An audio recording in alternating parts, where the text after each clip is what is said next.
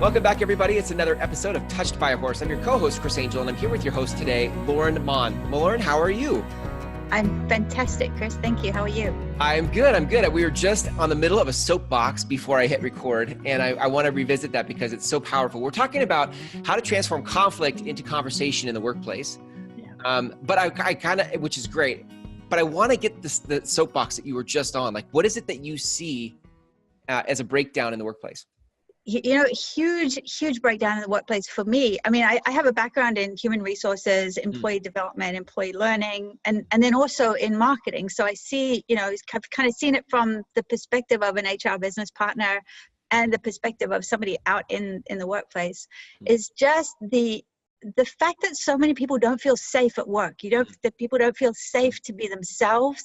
People don't feel safe to disagree. People don't feel safe to float ideas. And I really think that that's hurting. It's hurting people, human beings, but I also think it's hurting innovation and it's hurting progress for the business itself. Yeah, you said just before, I love that. So good, because you were saying people, you're talking about inclusion versus, say that part again.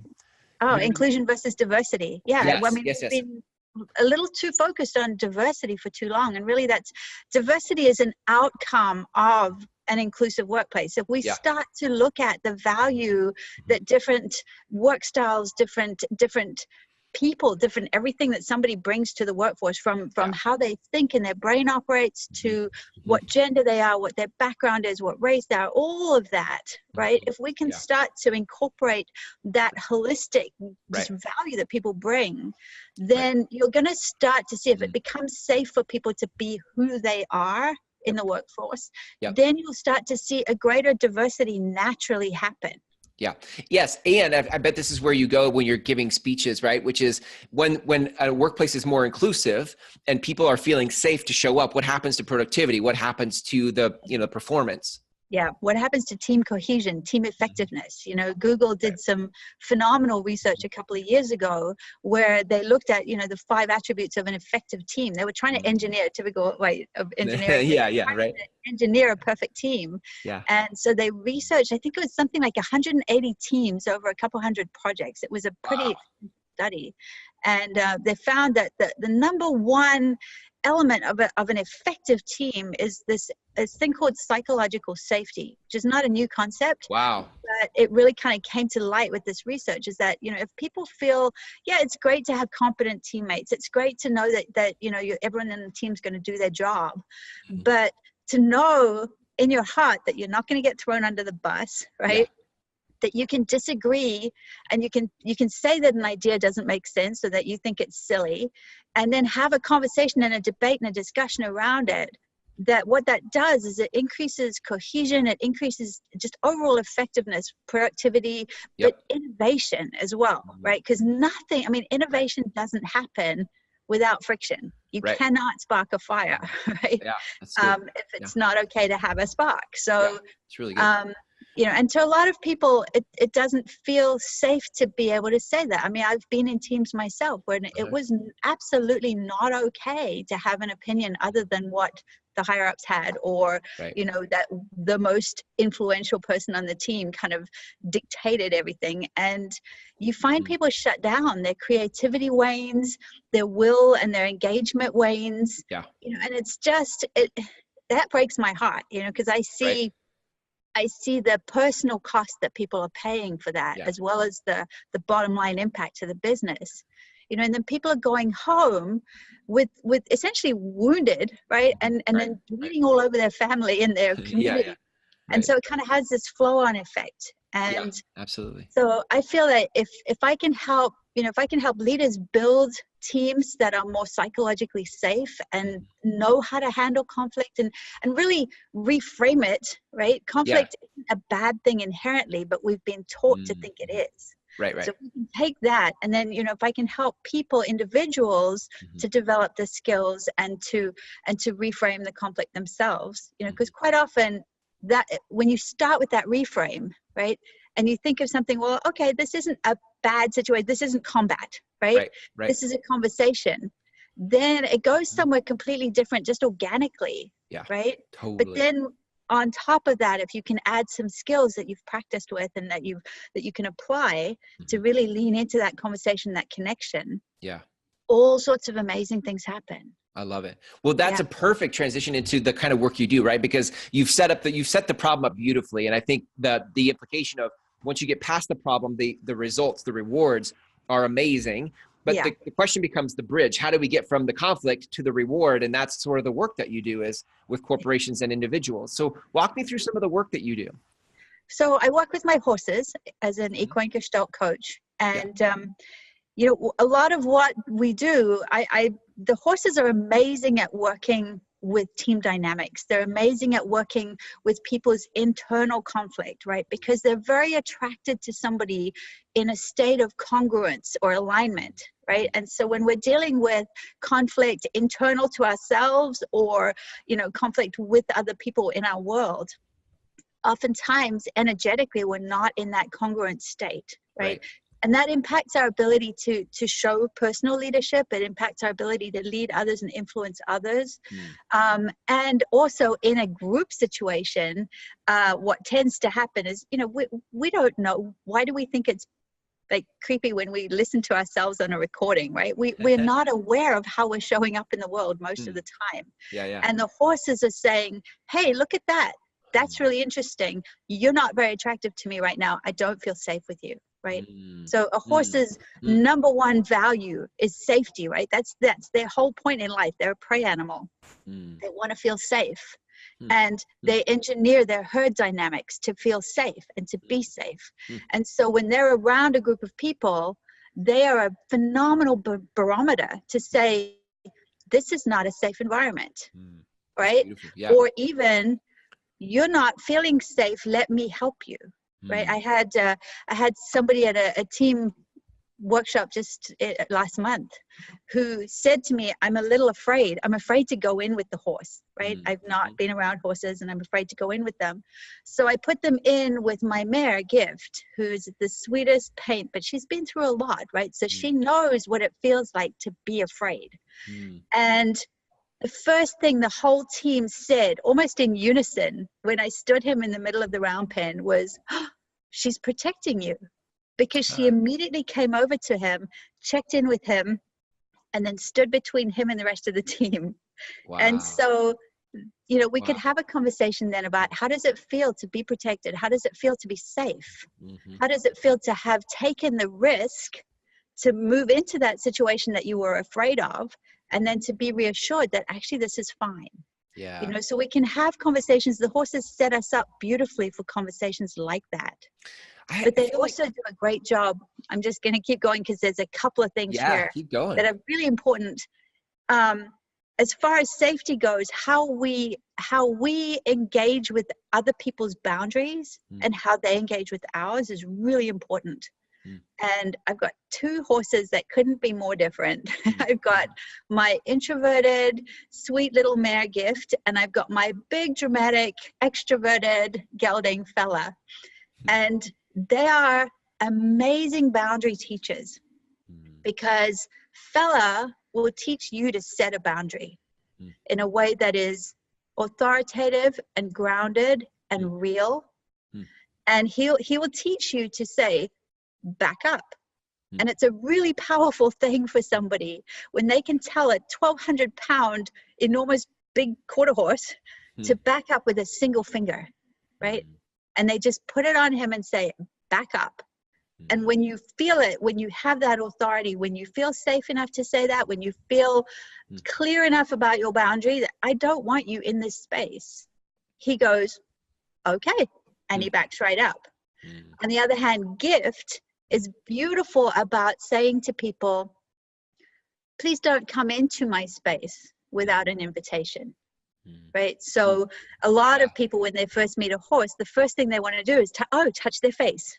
And she's like, excuse me, back away a little bit and wait for me to invite you. And it's amazing how something that simple can bring up really big stuff for people. Big stuff. You know, people often, we're just not aware of how often we step over somebody else's boundary. Right. And she makes it very clear when you do. And so that facilitates so many amazing conversations with people. I can imagine. I think it's so powerful. I think a lot of people don't have the environment in their lives, whether it's at work or at home, to be fully seen and to right, that we just carry so much inside and protect ourselves just out of survival. That what a gift to be able to have what that feels like, to set a boundary, right? For example, and then to then be able to translate that into a work environment, for example. Right. Because there's a lot of stuff, we do a lot of workplace training, and we do workshops, and we do team building activities and all the rest of it. But a lot of that happens up here, right? Right. And until we can bring it into our body and say, wow, okay, I know what that feels like now. I know what it feels like to be able to step into that place of authority, of knowing, of alignment, right? And it once we get that experiential and that somatic connection, it's a much bigger impact than just learning about a concept in a conference room. And by the way, I mean, conference room versus forest, which is where I work, you're immediately in a much more conducive state to being relaxed, to having your whole body engaged, right? Your whole person. Right. Than you are when you're sitting behind a table in one of those conference chairs with the fluorescent lights. Right. Yeah. When I think about sort of, this whole popular word right now of disrupting, we all want to be disruptors, I think sometimes if you really want to be that type of a company and have those type of results, you've got to get out ahead of the curve of where everybody's at. And part of that is how you get your team or how you get your people to embody what those things feel like. Like I can just see a lot of people in business should be reaching out to you to have these types of experiences, because they're going to get there faster than some book we read, a book club or whatever, right? Because it's somatic, to your point. Exactly. And it's experiential.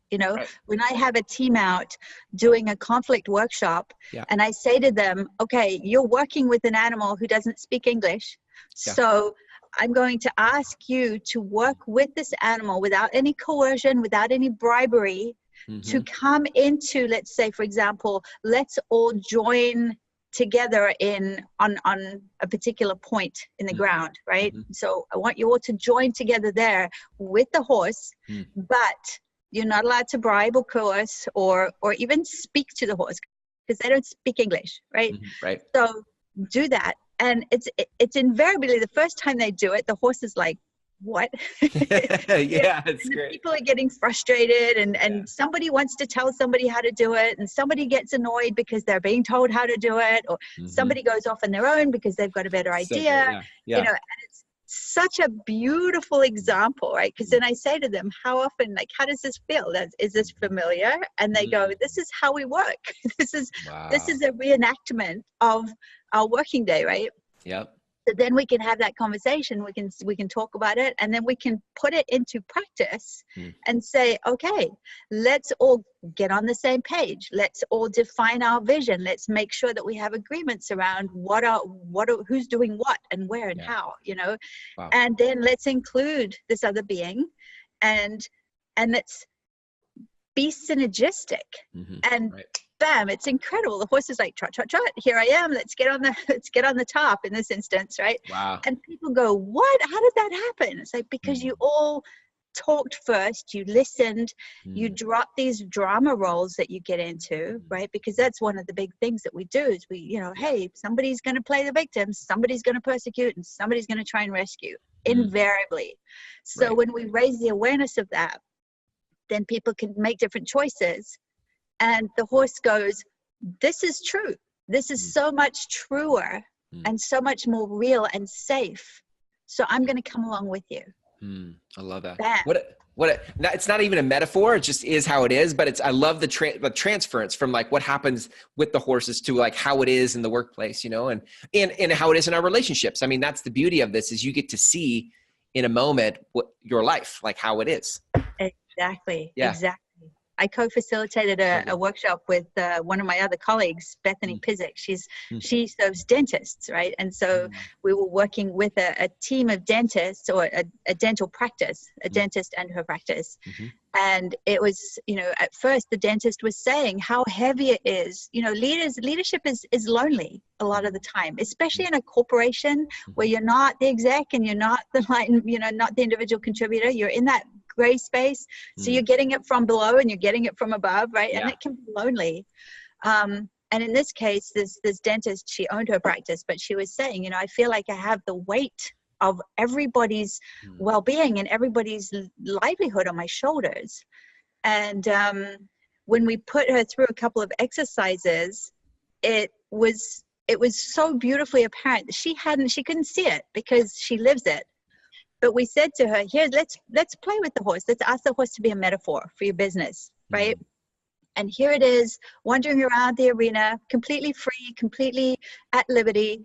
And we would like you to guide your business, the horse, from one point of the arena to another point of the arena. Again, no coercion, no bribery, right? And everything in this arena is a resource for you. Her team is sitting right there. Okay. Everything in this arena is a resource for you. And she goes off and tries to do it by herself, right? Tries to move the horse around by herself. And it was so interesting because when we brought her back to debrief, we said, what's familiar about this? What is, what's happening here? And the whole team said, this is what happens, right? You go off and you try and do things by yourself. And we have capabilities. We want the practice to succeed. We want to be involved. You don't have to carry everything by yourself. But it wasn't until we put her in that metaphorical play space with the horse that she saw it and was like, oh my God, now we can do something different. That's so powerful. It is powerful stuff. So good. I love it. It's so great. Well, I know that people listening to this would be like, I get it. Just in the short time we've had, I get it. And so I can imagine people listening to this are like, I get it. I want to talk to Lorrin. How do people connect with you, Lorrin, if they want to reach out and learn more about what you do?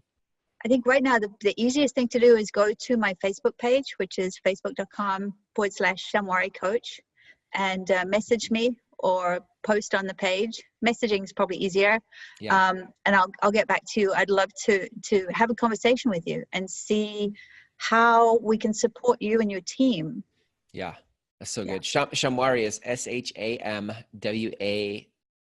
If you're not watching the video, you can see it over your shoulder there if you're watching this. But if you're not watching this and you're hearing it, that's Shamwari is SHAMWARE. Quickly, what Shamwari means, what language is that? Where's it from? Shamwari is actually a Shona word from the Mashona tribe in Zimbabwe, where I come from. And it means friend. I love it. Shamwari. So facebook.com/Shamwari Coach. You can connect with Lorrin there. Lorrin, it's such a great episode. I love this conversation about business. I really do. I just think that businesses are in a unique position to create transformation in the world because of the day and age that we live in. And I love that you get to help create that transformation with the work that you do. So thanks for your time. Great interview, and take care. All right. Appreciate it. Bye.